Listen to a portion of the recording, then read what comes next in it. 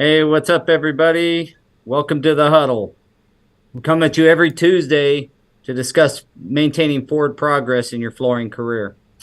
I say this every week, but it's really kind of business general stuff, and we dive down deep on flooring every week. So a little bit different. So I want to thank everybody for coming and joining us.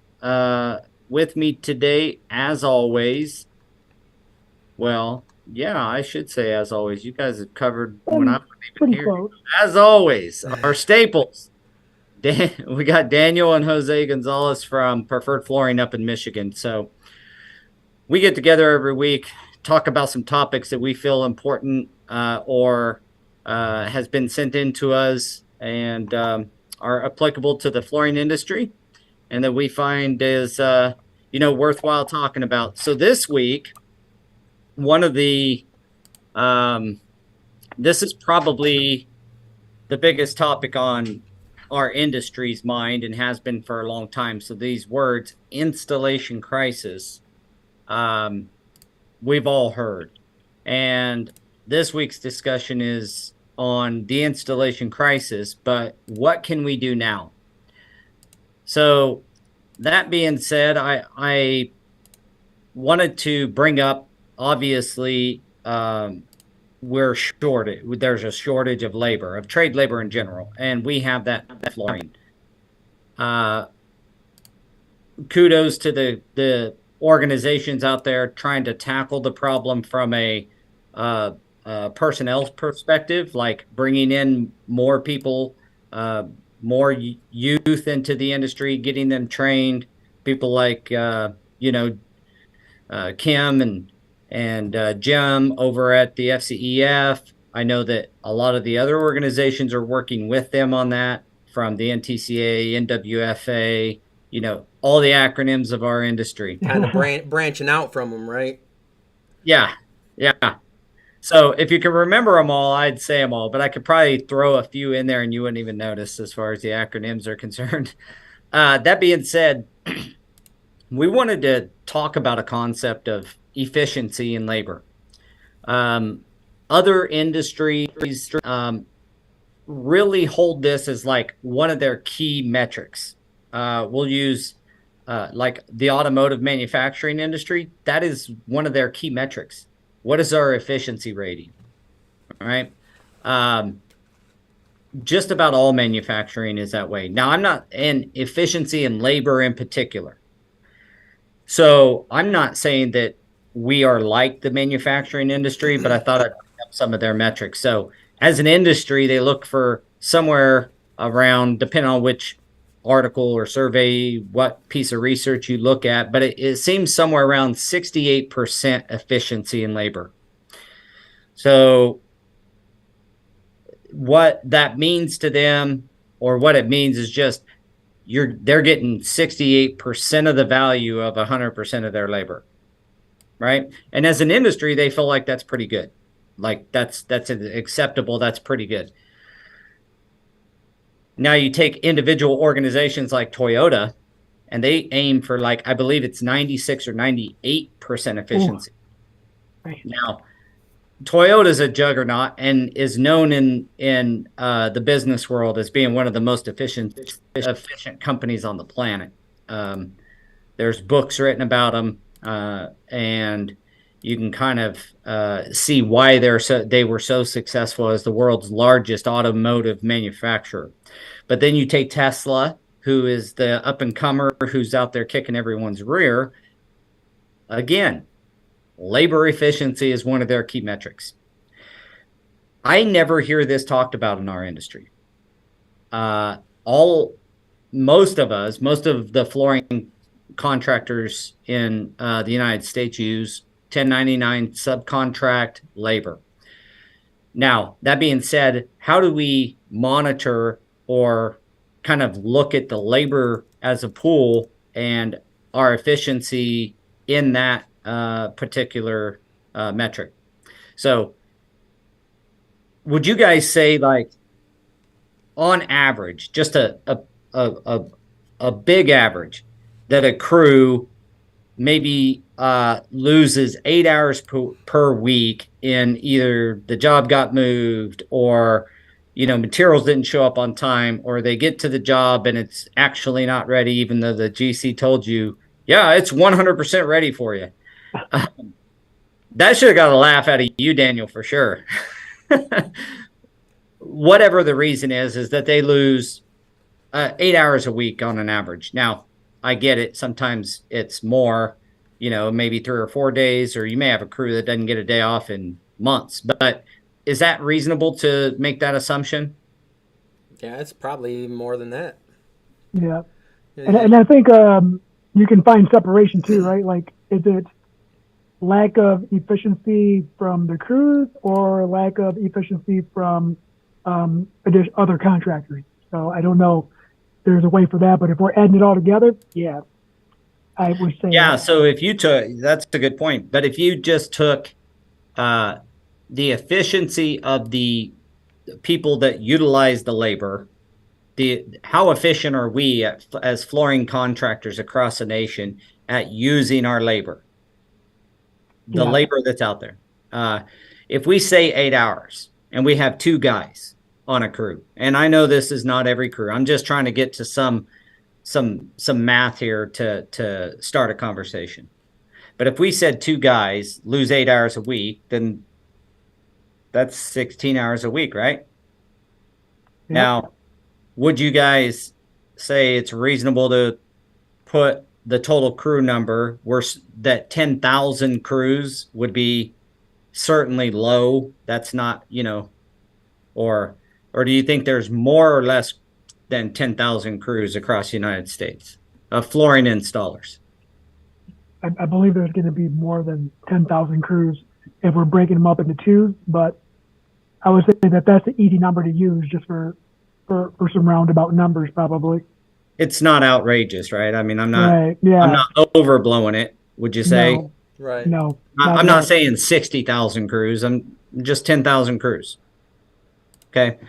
Well, I can do math pretty well, but just for a little bit of emphasis here, obviously then that's 160,000 hours weekly of lost production in our industry. If we took that and divided it by 40 as an average work week, we're losing 4,000 hours or 4,000 work weeks every single week in flooring. Right?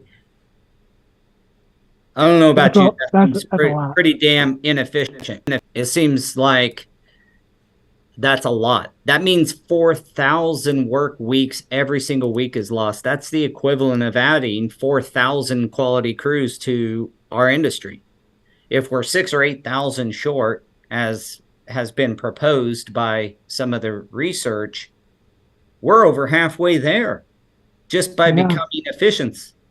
Now, I'm sure one of you thinking like, yeah, we're not going to get to 100% efficiency if freaking Toyota cannot. And I get it. Like, I agree.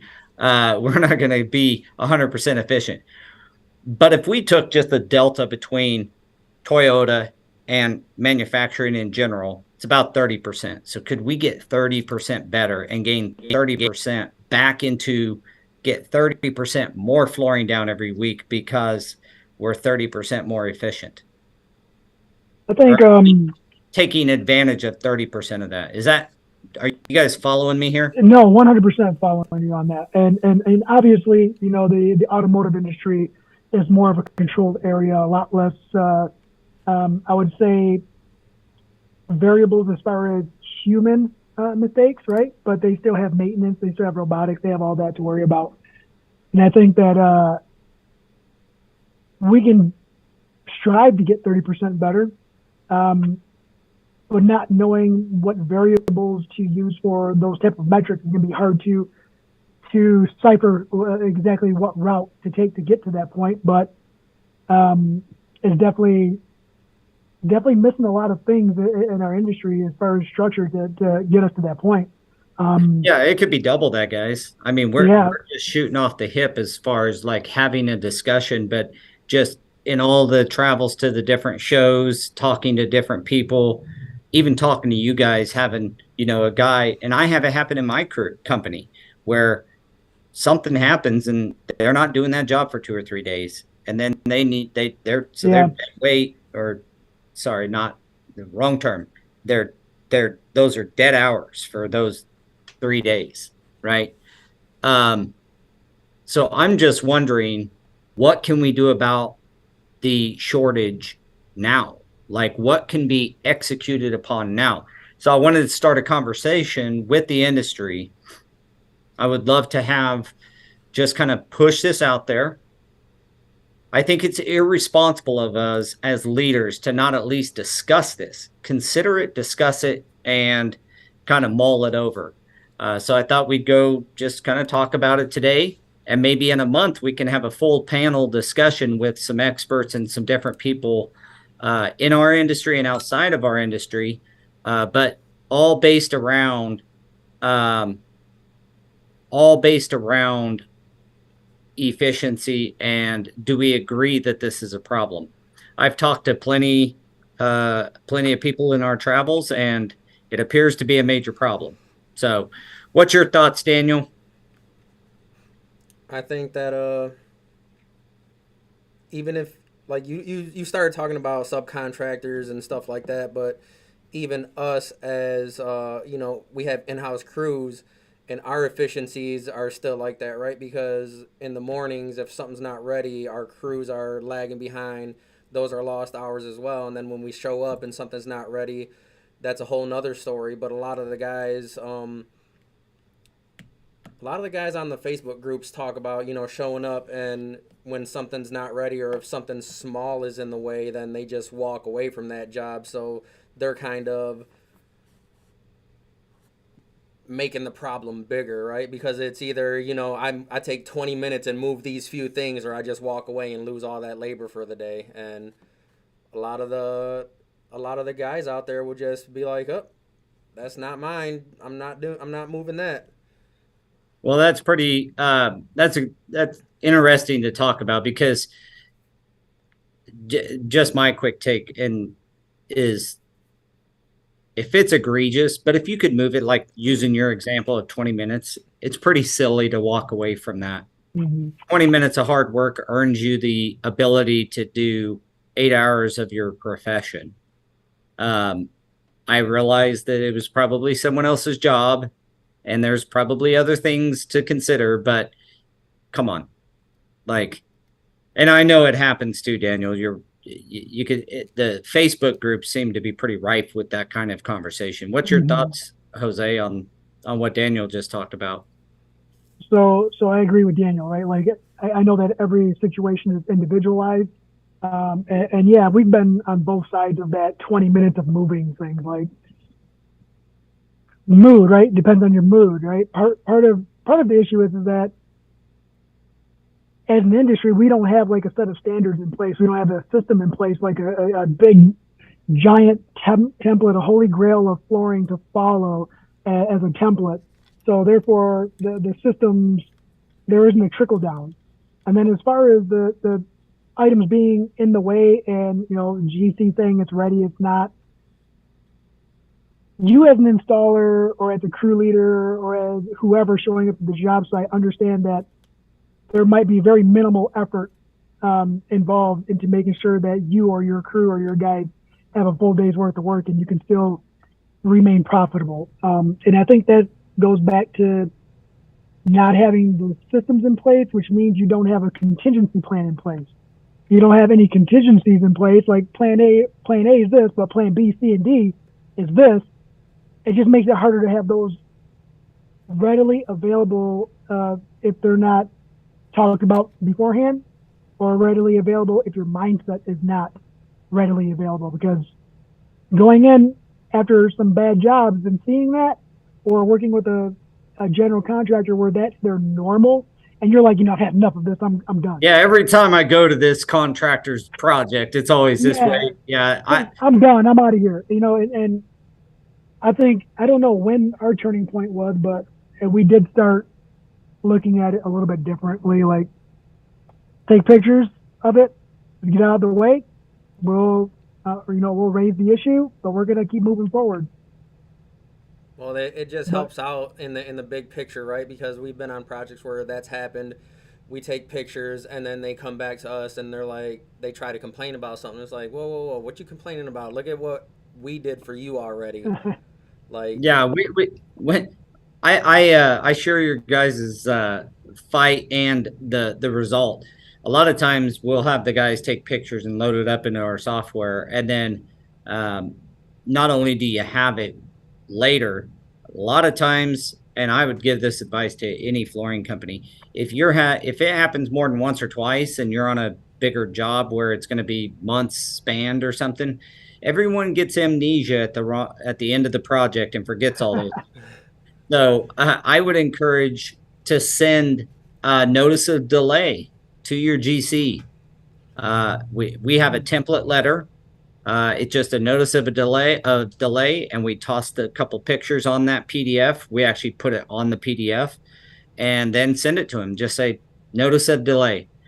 They don't like it, but you've done your job. And if they call you all mad, say, look, man, I'm not doing nothing. I'll even move this stuff today, but I'm just telling you, you're delaying us. They don't like that. They tend to clean up a little better after you've done that a time or two. But the ones that don't, you get down to the end of the job and they're like, you're behind, and you're going to get liquidated damages, right? If you say, listen, I've sent you 8 notice of delay letters. There's no reason to elevate this into a worse situation, but yeah, I'm pretty sure that I have the documentation. I've alerted you to the delays. I've checked all the boxes on the contract to make sure I'm protected. So that's my only goal. Let's work together to get this job done, sir. But at the end of the day, that's what it's for, yeah, right? Is Jorge right here, he's on LinkedIn. He says that he gives if it happens on a regular basis, he only gives the contractors, twice. I'll do it twice. From then on, you're paying me for whatever I'm moving. yeah, and we share that. I mean, a couple of times, just send them a notice of I'll do it a time or two, and then I'm like, I'll tell my managers send a notice of delay. Um, and if we do that, if our managers execute on that, it's just putting you in a more risk off situation when it comes down to the end of the job. We particularly have to deal with this in flooring, right? I mean, steel manufacturers. I actually got into a lawsuit a long time ago, and I wasn't being sued. I was just a witness on a suit. Uh, but it was the steel manufacturer had delayed a project, or the steel subcontractor had delayed a grocery store project we were doing in Wichita by 4 months, ooh, and they did not end. They did not change the end date, and they uh, as usual, tried to shrink everybody's durations down to make it happen. Put us on 3 shifts. We come in at, we work, they wanted us to work from like 7 to 3, 4 to like 2 or something like that. And like this crazy, not even real first, second, third shift. It was like weird shift, but 3 shifts every day for 3 weeks to get the job done on time. I was like, okay, well, we need a change order for the additional labor. This is gonna, well, you're still getting, they're separate crews. You shouldn't be incurring overtime or anything. I'm like, yeah, but you're putting me on weird night work stuff, and the crews aren't near as efficient. And you go through all that. yeah, But the point is that general contractors, no offense, you guys are our clients. If any are on here, and we don't hate you, we love you. But the fact is that they're trying to hit an end date, and be damn if everybody's durations have to shrink down because something happened with the steel or the earthwork or whatever the problem was on this one. As I said, it was the steel erection. But yeah, so, and your comment, Daniel, about employees, What do you guys do when a job cancels for your employees? What do they what That's what I was happens? gonna kind of get into too, because you talk about like Toyota and the automotive industry when they have these huge factories, and if something goes down over here, they have placement. Like there's always something to do, right? And that's kind of what you have to look at in your business as well, because are you on the job site today? No, but can you clean the van? Can you organize this? Can you do something else and take that off the plate that you don't have to do later? And we've been working on that. Yeah. So, like there's been times where stuff happens, it falls through, or you have to push something up, and then you don't have anything for tomorrow, and it's like we've got practice boxes out there. We've got a warehouse that we don't have a warehouse guy. So if we're not the ones taking care of it, then it's a huge mess. So we tell the guys, everything is a team here. So if you guys aren't doing it, guess who has to do it? Yep. And that just puts more stuff on us. So if you have the opportunity to come in here and do some cleaning, organizing, and learn where stuff goes, let's take that opportunity. Let's bring a box down, spend half the day cleaning, half the day learning a cut that you have been struggling with. Work on some base, work with a material you've never worked with before. Do something. Like Repetition. you don't But just you do try to find something that can be productive in either training or setting themselves up to be more efficient. Yep. Because what you mentioned, a lot of it is right back to efficiency. Cleaning your van and getting it ready is going to Yeah. make you more efficient on your work. We can all agree on that. I know because you guys installed and I installed. I guarantee a organized van where I can go grab a patch trowel and not dig through 17 buckets underneath stuff. Like Yeah. it makes it more efficient. But so you find placement for them guys. You find something We do our very best. Yeah. or try to find a opportunity for them to do something like that. Yeah, you try to keep some back burner projects that are I want to say willy nilly, right? Where the customer or the client is, you can get in here anytime, no notice, like an empty suite in a strip mall that they have, they don't have a tenant ready yet, but that there's some demo or some spraying or some grinding that's got to be done. Try to keep those ones on the back burner, but when you slow down and a project moves for a week or 2 weeks, you can burn through those little projects fairly quick. And once those are done, you have to build those back up. Those are hard to find when you're not operating off of volume and you're more or less trying or doing your best not to overload your schedule for the crews that you have available, the guys you have, right? Because you don't want to overwork them, but you don't want to underwork them. Those are the little diamonds like that are kind of hard to find, but we do get lucky with those through the year. And like Daniel said, a controlled area, a lot less. Nothing available. I would say, you got variables as far as human mistakes. There's just get better at the craft. And some guys are all for it, man. Some guys just rather stay home and then not make money, but then complain that they don't make the money. And it's not. This is in general as far as what we've experienced over the years in the industry, all the way back to when I worked, at the other company. Everybody's different. Everybody's wired differently. Some people want to get better and get the practice. Some people are content where they're at, and I wish somebody had practice boxes for me when I was. I was going to say, like the training piece, I never experienced anything like that. When I was working by the hour, if the job got canceled, you just went home. We didn't have vacation pay. Now that you just went home. Yeah. And what Jen Zern actually has she said something on the chat. Kind of comparing the industries and how they're I see that. compare, right? But if you look at the automotive industry, the consistency in work performed day to day, but it's the same thing, right? Like I said, if you're not over here, you can be doing something else, and that's what she said. She said they told their crew, if you got time to lean, you got time to clean. I love that. Jen, I'm stealing that. I'm just telling you right now. You got time to lean, you got time to clean. Yeah, so I'm looking at that too, Daniel. She just brought up we need process and protocols for increased efficiencies, right?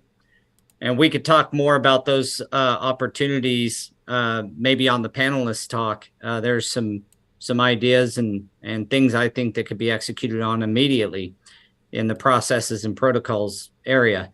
I think also I want to be clear. I'm not trying to compare our industry to the automotive industry. I think everybody got that. I realize like that's a juggernaut of a machine. They're in controlled spaces. If you're on this line and that line goes down, you just simply go over to this line or to another place. And so I realize that, but Daniel brought up, I mean, and Jose, you talked about as well, is that we can have them train more, clean the van, organize their vans, take a course. Like what about, CIM, those types of courses? Like that's a good chance for education. It made me think like, dang, what if I put together like some training courses for the crews? Cause we have a training portal that on down days sit in the conference room and go through these trainings and complete the trainings, even though it's online stuff. A lot of what we like to teach on our hourly crews, because most of our hourly guys are highly, highly skilled hand guys, but we always want to continue to teach them how to be, have the right attitude in dealing with difficult people in difficult scenarios. So training is a great way to do it. And so is, I had a guy, when was that? That would have been right at the beginning of COVID, actually. We just repainted a big portion of the office and had the guys doing painting. We didn't, hindsight's always 2020. I wish I would have just, had our installation managers pull down the box and do more training. But even painting, we just tried to keep them busy. But that's still, do you guys make sure your hourly crew stays busy and then supplement with subs, or is it all equal opportunity? Because we always look at like, we're going to keep our hourlies busy, and then any of the other work is going to be done by subs. So we don't have a lot of downtime except for in extenuating circumstances on the hourly crews. We do the same thing. We got to keep the guys busy. There are certain things that we don't touch, like we weren't busy. When was that? Like a week or two ago, but it was a wood refinish job, and we don't do wood refinishing. So there was no way we were going to be like, all right, we're just going to take care of this now. Yeah. You know what? Flooring's a little slow. I'm going to start window tint. Right. No, I get it. At least one thing with the hourlies is they're in a more controlled position. Subs aren't. And most, I didn't have the subs painting my office or sweeping the warehouse, right? I had the hourlies do that because I wanted to keep their hours up and when it got slow, but you don't do that for subs. So we have to consider, and I'm not saying we're not going to come up with the solution right this minute or whatever. I just wanted to pose the thought-provoking question of how can we increase our efficiency. Maybe that's only 10%, but any portion of 4,000 work weeks would be better than nothing. So can we do it, and how can we do it, and what are some ideas? And let's get a panel together to have an open discussion that maybe result in some new stuff, new approaches on how we do business that we could implement quicker than waiting for the new wave that's coming in. Mm-hmm. Something more immediate. Let's fix the stuff that we have now, become more efficient. We talk about it all the time, from the tools. When we talk about tools and equipment, what's it based in? Efficiencies, right? I mean, like having a good grinder, the right, the right tool for the right job because it's more efficient. And efficiency is what justifies the majority of the purchases and the majority of the investment into the company. You don't buy things. Well, maybe me sometimes, but you don't buy things because they're cool looking. right? But you buy things because what it does is it gives you time back, and you get more time back the more efficient you are, the more efficient you can become, and the more efficient tools can make you, or even the right person can make you. You have the tendency to invest more into that aspect, and it's just one of those machines, right? Like efficiency is the oil, and you got to keep that machine going. And a lot of the times we're talking to guys who are always in the field, right? They're working 12 hours a day, they're coming home, and then you tell them, hey, you should work on efficiencies, and they're like, man, that is not something that I want to be working on right now. It's just a lot of the times, especially like I always refer to the groups, right? Because I see a lot of conversations happening. But anytime someone asks a question, they always come back with, not always, most of the time, majority of the time, these guys come back with a dumb answer that doesn't make sense anyways, or, well, if you don't know how to do that, you shouldn't be doing that. It's like, man, like, it's the same thing. If that's why we're doing this and talking, so that way other people can realize, hey, if they're looking at it this way, maybe I should be looking at it this way and working on myself at the same time, because we're not perfect and we're still working on things, right? So that's what it is. It's taking the industry where it is now, realizing that something has to change for the new people to be more attracted to it, changing that, and then bringing them in. Right now, what's happening with the FCEF and their kind of push is they're just trying to bring as many in as they can without fixing what's wrong already. And yeah, and they're in that silo of bringing new in. We're leaders here. I've accepted it. Like I've been a leader in my company for years, but from the industry perspective, we're standing up and trying to do something. Some people are following our lead. That makes us leaders. So let's accept that, and let's go to the fact that operational efficiencies from the industry standpoint is personal efficiencies is another leg down, or another level up from that. My son worked at Amazon for a short time. He was between jobs in flooring, and now he works for an excavation company as an estimator. But he worked at Amazon for maybe 4 or 5 weeks, something like that. They train on which way to turn to grab something. You want to talk, and I'm not saying we need to do that. So I'm not, but it's interesting when you look at these really like extremely efficient industries and businesses. There's something we can learn from it. Like they teach you turn this way and you grab here, and they have everything at certain levels. So for safety and efficiency, and green light, red light, blue light for different things that you grab, put here, do that. Like it's all about efficiency. And the only metric, the main metric they measure when you're out there, I think he was called a packer or a picker, one of the two. There's someone that worked at Amazon on the call, like, correct me. Let us know what that is. I think it's a picker. But when you they judge you on how many items you pick in an hour, and how many like mistakes you made in an hour on your picking, and they're monitoring your movement and everything. It's really like we're not getting there, and I'm not even suggesting we go there. I'm just saying think about that. Like think if they can be that efficient, surely we can get a little more efficient. And as an industry, as an entire labor industry. I got a call this morning, maybe, I don't know, 2 hours ago. So it wasn't really morning. But it was, hey man, I ain't got any work from a crew that I haven't heard from in years, probably 2 years. And, I ain't got any work. You got any work?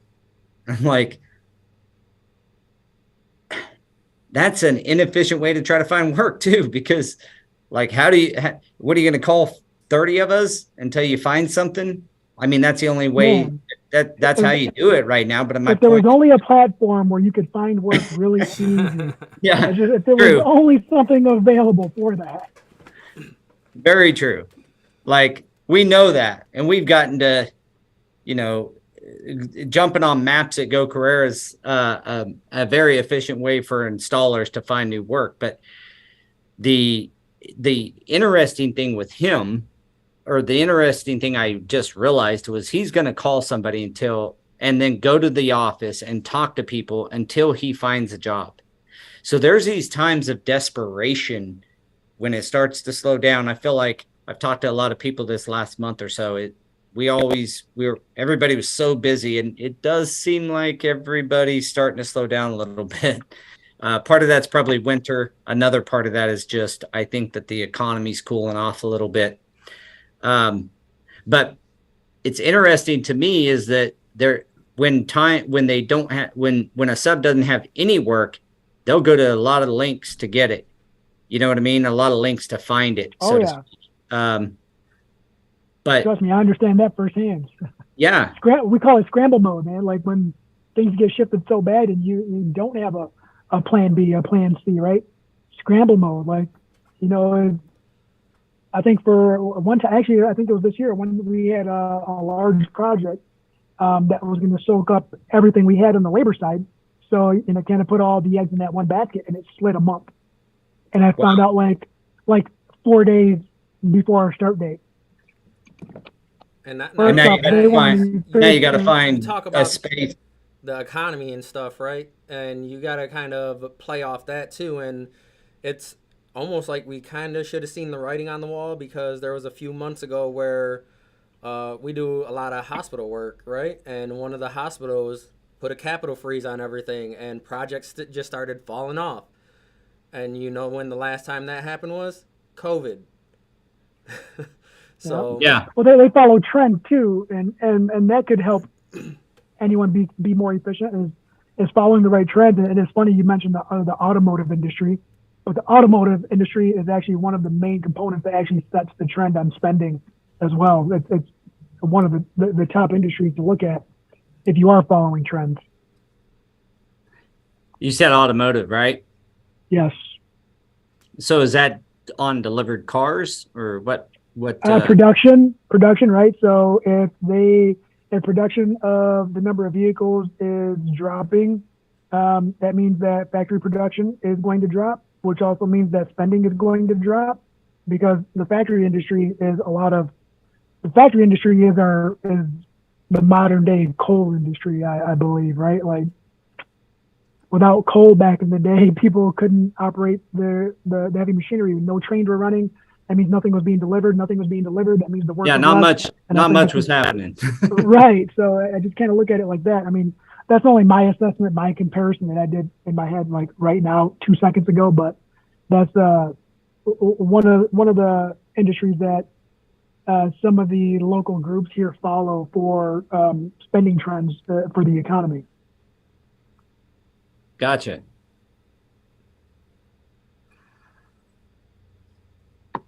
So I was just reading a comment. It was from Jen again, just kind of clarifying that, it is tough to compare industry to industry directly. I'm just saying, I think that if there's one industry that can be that efficient, you can borrow something from them, right? Yeah, there's just some light to be seen. You can borrow something from them. Some of the, and at least it should encourage us that we know that there's industries out there that are that efficient. We can realize, and look, at the end of the day, we're just having a conversation, a good conversation. And in a month, if we had a good group of panelists together and we're all just kind of going through this, and there's no clear way to do it, at least our brains are thinking creatively about solving what we know is a problem. I think Jen knows a little bit about efficiency too. I think she knows somebody that's very close to her that might have made a spreadsheet on fuel efficiency and dollars saved by switching from one type of vehicle to another. Just throwing that out there. Really? from switching to gas to diesel? Yeah. I don't remember exactly what vehicles, but I do remember her making fun of Jay because he's a spreadsheet master. Well, the sorry, let's shut this thing down. So anyway, the labor side of our industry, we got the three of us talk every week about how we're dependent as an industry on the guys putting the stuff on the floor, guys and gals putting stuff on the floor. And if we can train them better and make them more efficient, and I feel like the reason it's such to me, a great thought process or something to think about is we are getting better. I feel like, a lot of the organizations out there, they're standing up and doing stuff. I mean, there's new organizations that have been formed over the last few years, but there's not one organization that can solve every problem. You know what I mean? When it comes around to that. So if Jim and FCEF and Kate and them are working on bringing in new, and you got CFI, NTCA, TCNA, not TCNA, but NWFA and these organizations, training them up, they can't be everything to everyone. So we're having the efficiency talk and see what we can do about increasing our labor efficiency. Even if we could get some good ideas, I have some. I'd love to share that with the panelists here in a month.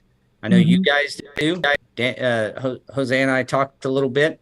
I know we've kind of chatted about this in the past. So yeah, I think we kind of tiptoe around the subject a little bit, right? Because we know that we could be better, and nobody likes to point out or admit weaknesses unless it's going to be the topic and the conversation is going to be beneficial to somebody or some bodies, right? But it is the sad truth in our industry is that we could all be more efficient at what we're doing. And you just made me think of a good point with all of what the FCEF is doing as far as bringing in new talent and younger, more able-bodied individuals to add to the industry to kind of help mitigate the shortage.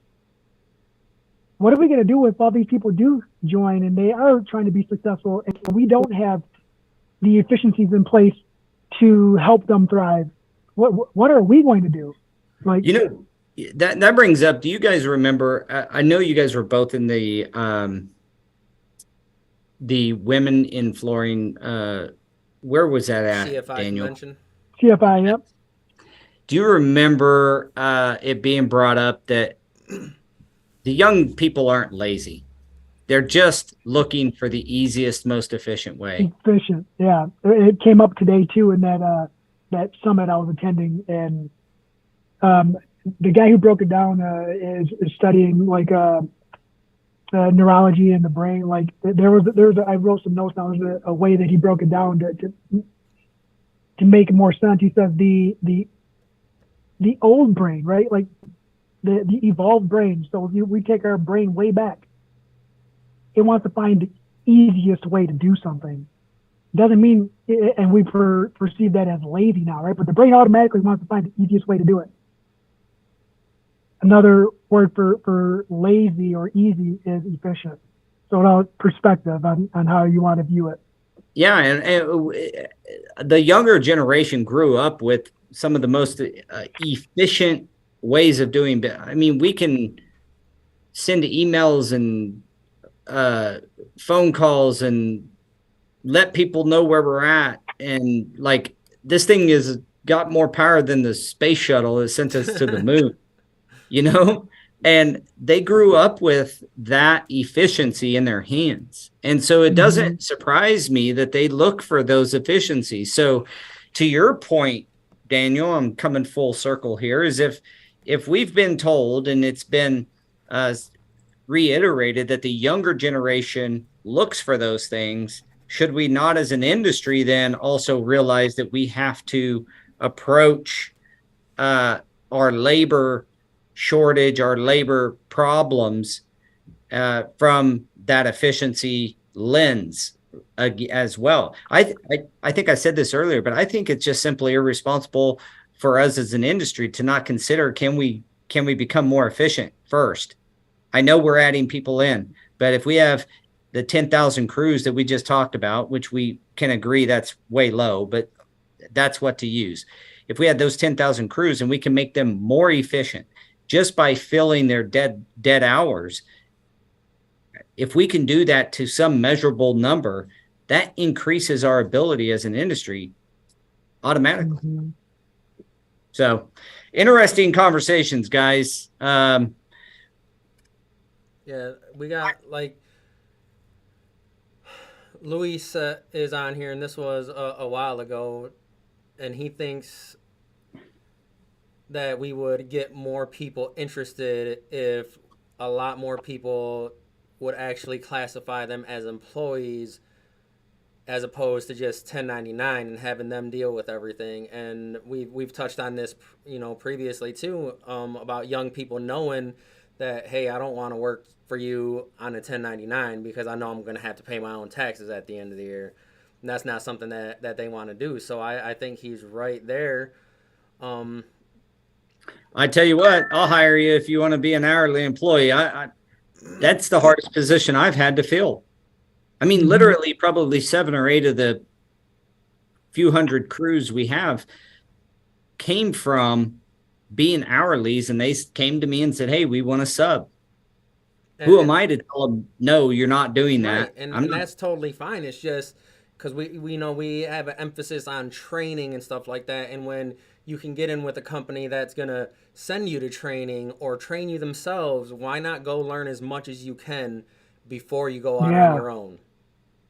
Point well taken, because they are awesome subs. The ones that came out of our hourly crews are awesome subs. So that's a damn good point.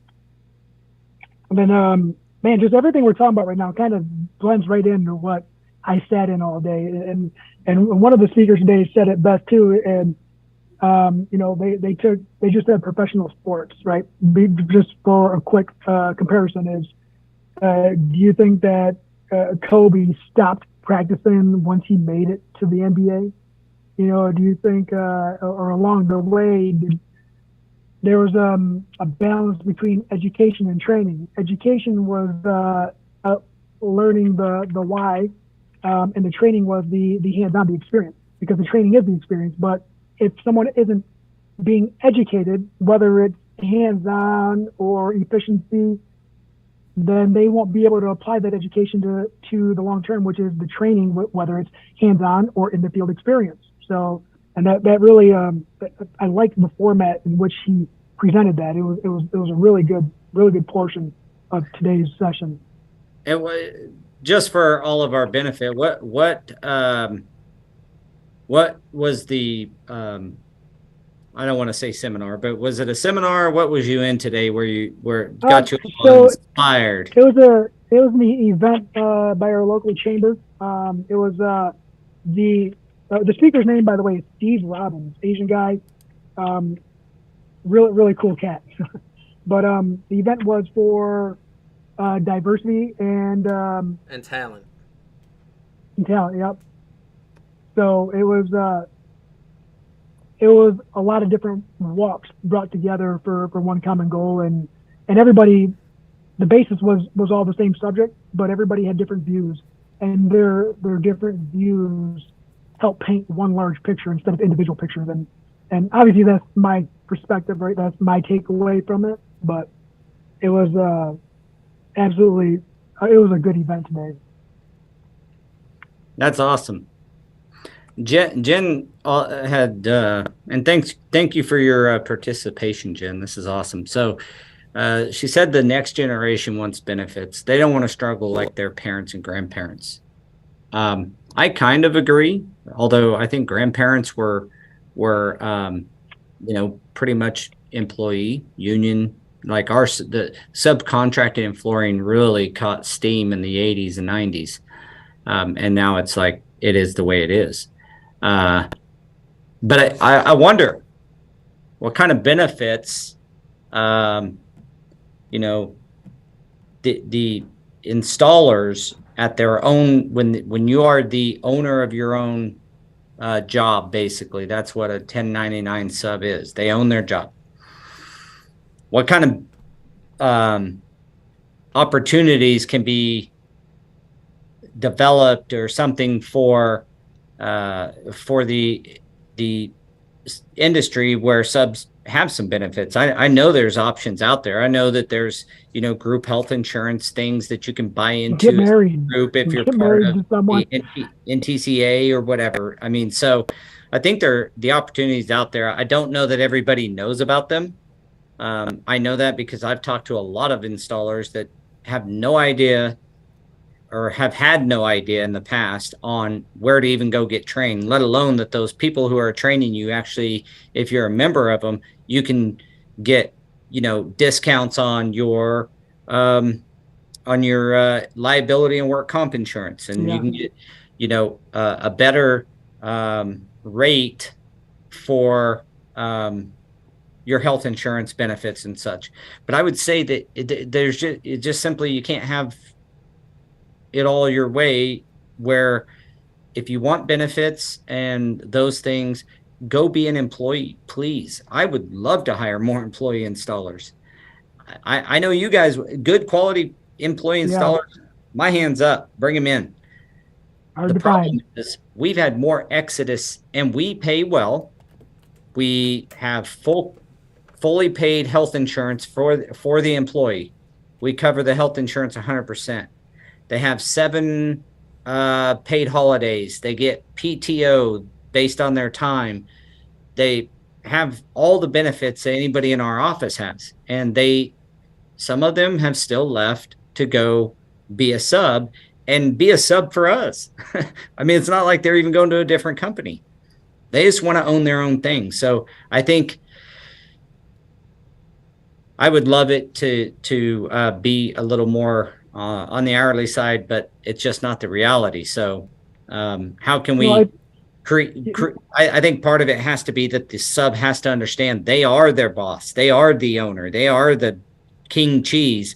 Go invest. Make sure you're charging enough, and get a health insurance policy for you and your Make your sure you're helper. charging enough. That's the thing.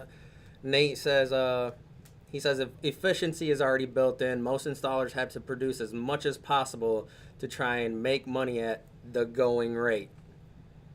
He is 100% correct, but that is efficiency on the individual level. Right.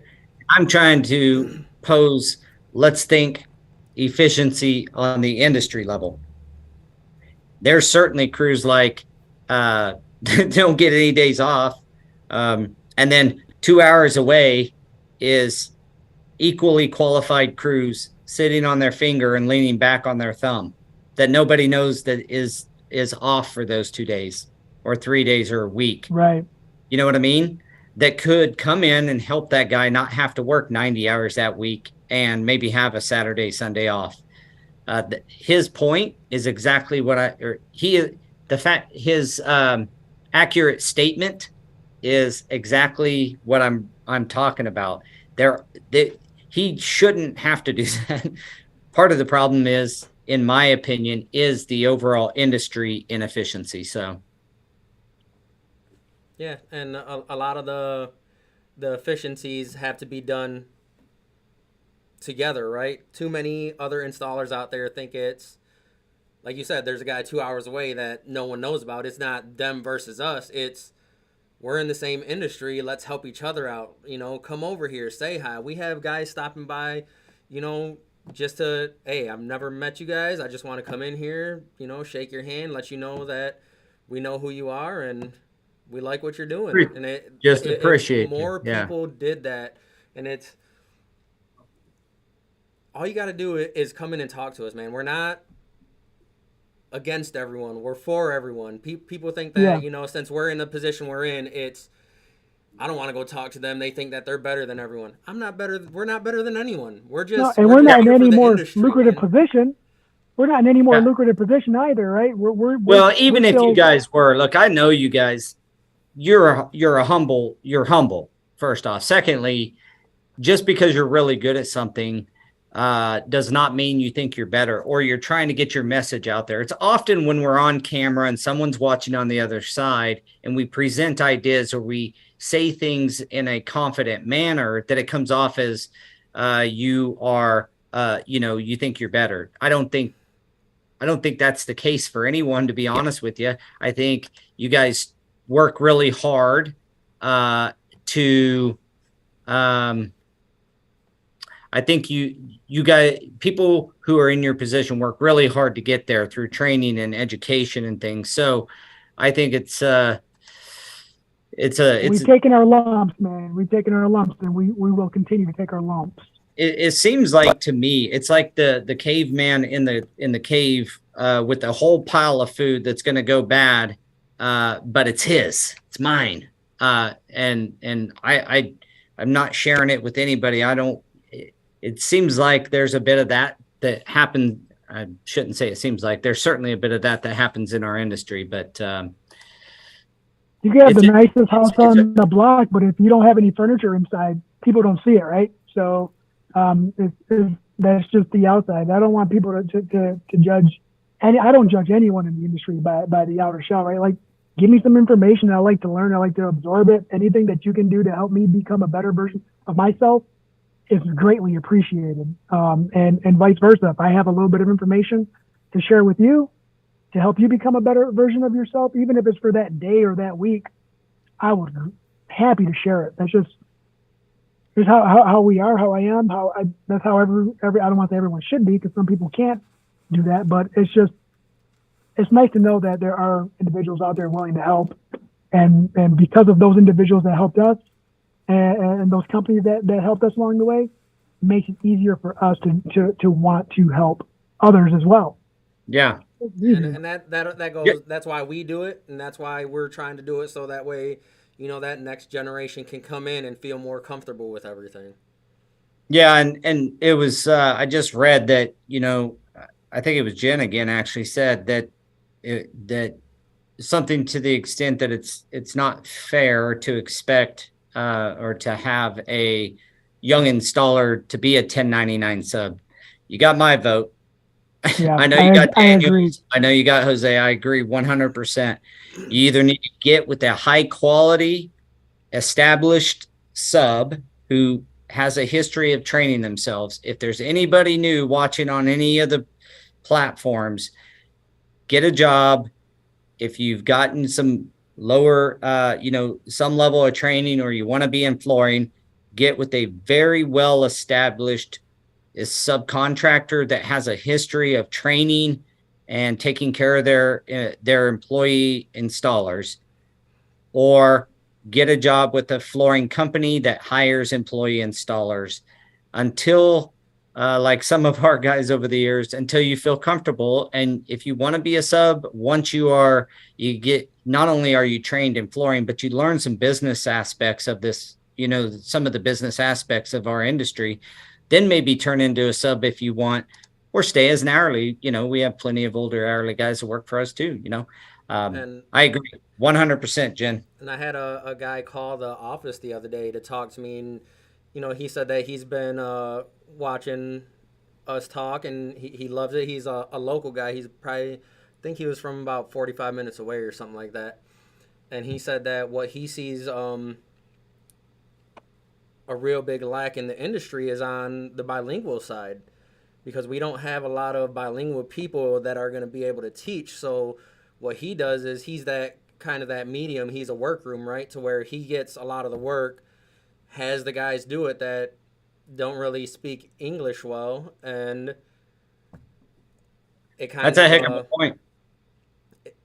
A lot of them come and talk to him, and they're like, we don't want to work directly for you, and he's like, that's fine, and I want to help you out, but without that communication, a lot of these companies will come to him and they'll be like, if you're not here communicating with us, we don't want to work directly with them. There's too much of a separation there.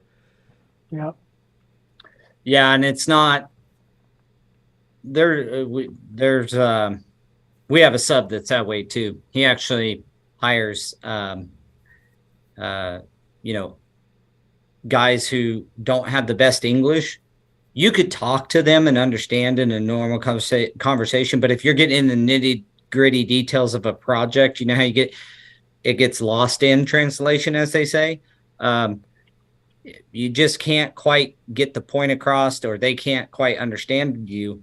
And he's been extremely valuable over the years in hiring and training bilingual or Right. but sorry, like people who are not bilingual or not speak very good English, and And he's done a great job of we need that. more of that, right? We need people.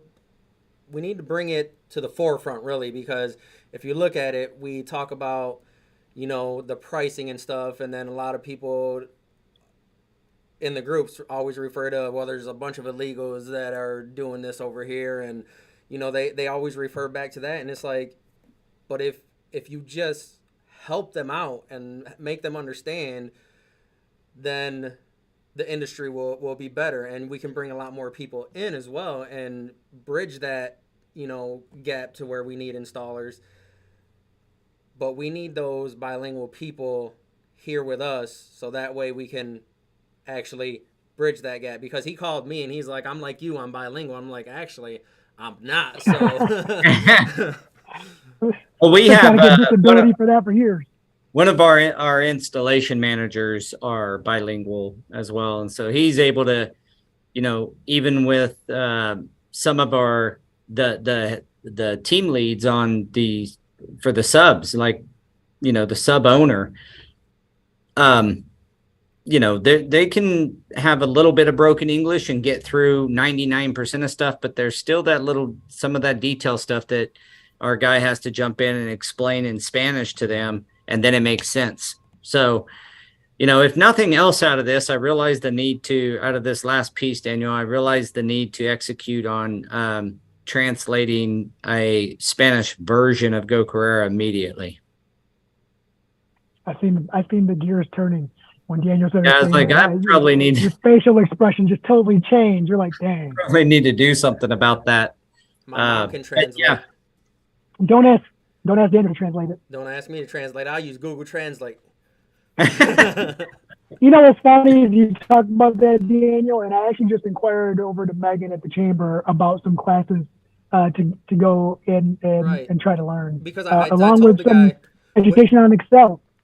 when he called me, right, and he's talking about it, and I'm like, it's really a comfort level thing, because you go to some of these events and you see someone sitting by themselves, and usually it's someone that, are they bilingual? Yes, but do they feel comfortable enough to bring that out and talk to you?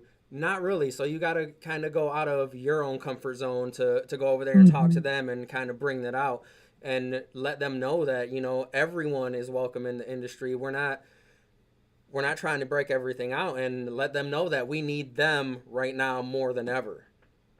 And you know what? It doesn't always have to be a language barrier too, right? It could be an introvert who has put themselves in an uncomfortable position to join that group or go to that event, and they just like Could be the to most them, that was them putting knowledgeable themselves out person there. about something that you don't even know until you start talking Yeah. to him.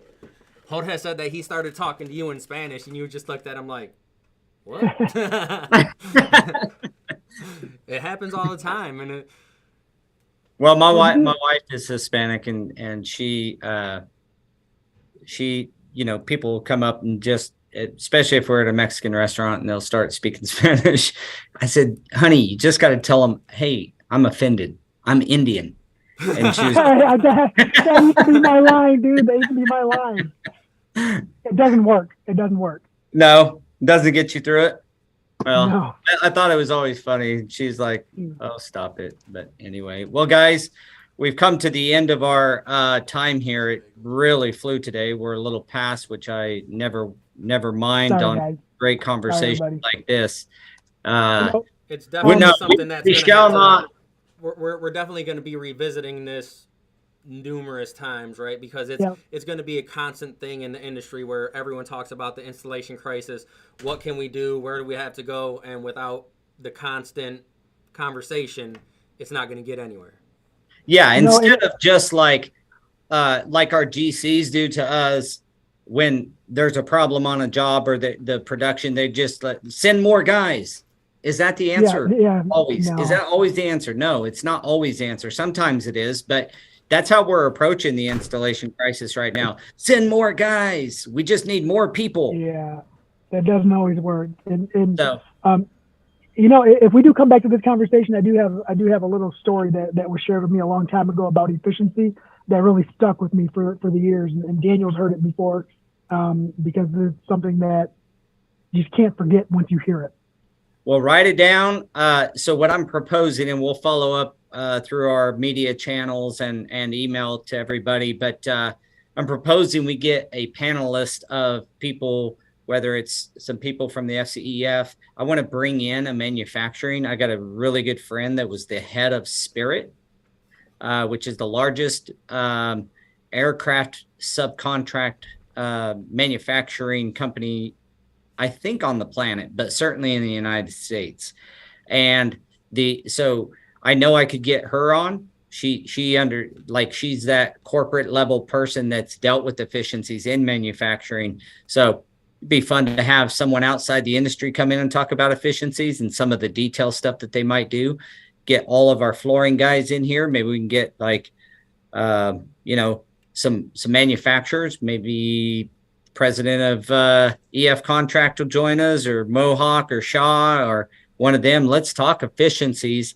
Let's talk about how we can improve as an industry in that manner. And I want to tell everybody, thank you for your contributions today. Yeah. You too, Rock. I appreciate your you guys are always so fun to talk to. So I look forward to this man. every Tuesday, man. So, thanks again, and we will catch up with you guys next week. And be on the lookout for, and I'm sure a lot of people have dropped off now that it's an hour and 7 minutes long. But if you're still on here, be on the lookout for some communication from us. I want to get this panelist together and just have a full-on, full-circle conversation, right, and see if we come out of something. I've been putting more stuff on social media too to try and draw the crowd. I think it's been working out a little bit.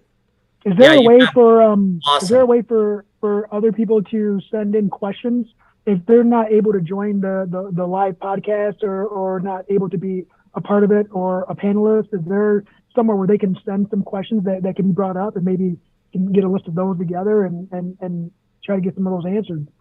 That's the info at Go Carerra, right? Or yeah, you can do there. Let me give you some resources. It's support at Go Carerra, info at Go Carerra, Ashlyn at Go Carerra, Paul at Go Carerra, Daniel at Go Carerra. These two guys at Daniel or Jose at pfmi.team.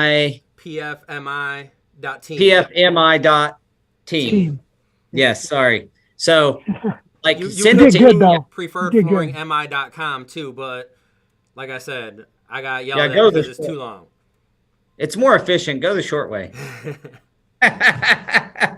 Efficiency. All right, guys. All about the efficiency.